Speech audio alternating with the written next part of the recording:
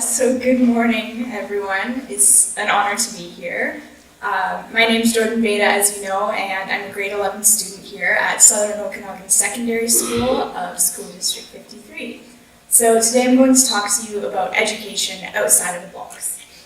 So I'd like to start off by bringing attention to tradition and stereotypes. We have gender norms, religious and ethnic expectations, we even have mainstream careers. We are always grouped into what the vast majority either thinks we fit with or what they think is normal. So within stereotypes and expectations, we have categories and labels, the strongest of these labels being right or wrong.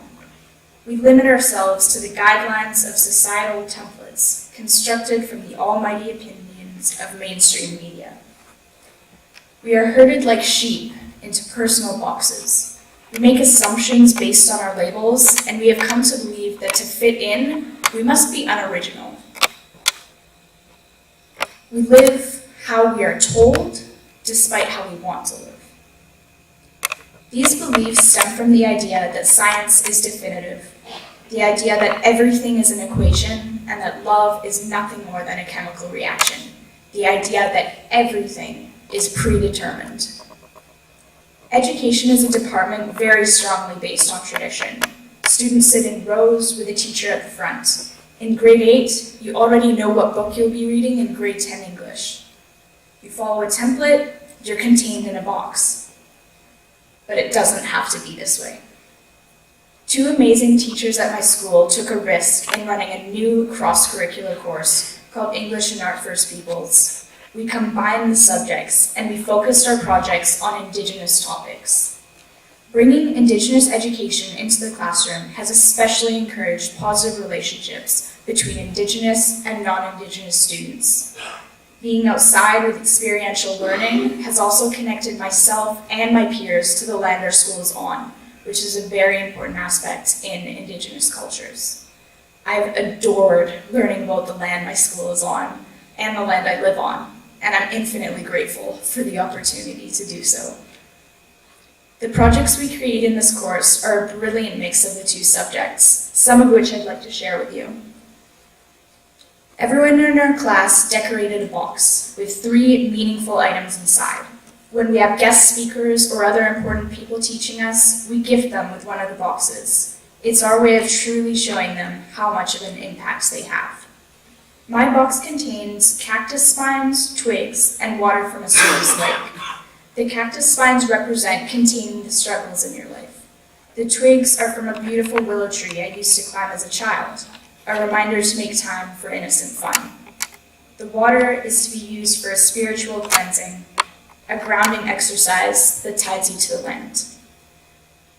Another project we did was drum making. Our Indigenous education advocate works with us and taught us the Okanagan song, the song of the Syilx people. I can now sing O Canada for our country and the Okanagan song for the land. Our Indigenous education advocate is also who taught me how to do a cleansing, and the exercise genuinely helps me in my everyday life. We learn things like this and so much more in English Art First Peoples. It's a course that has really changed me as a person. I'd like to go back and explain the symbol on my box. It includes the chemical compound dopamine and my favorite constellation, Triangulum.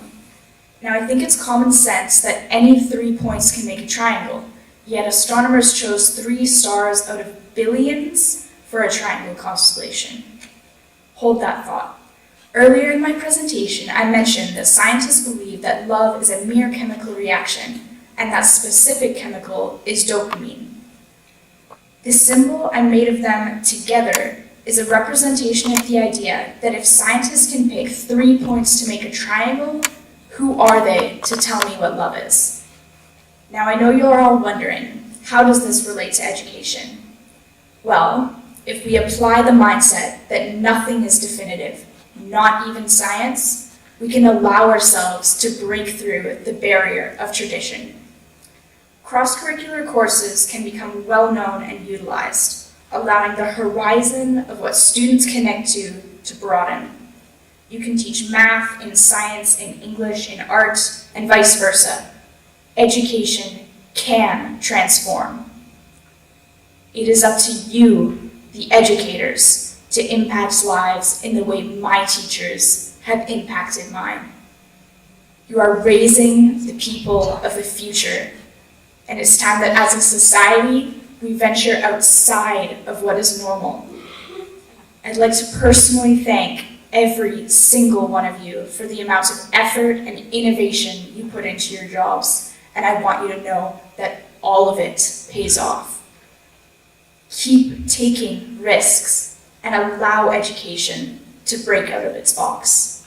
Thank you so much.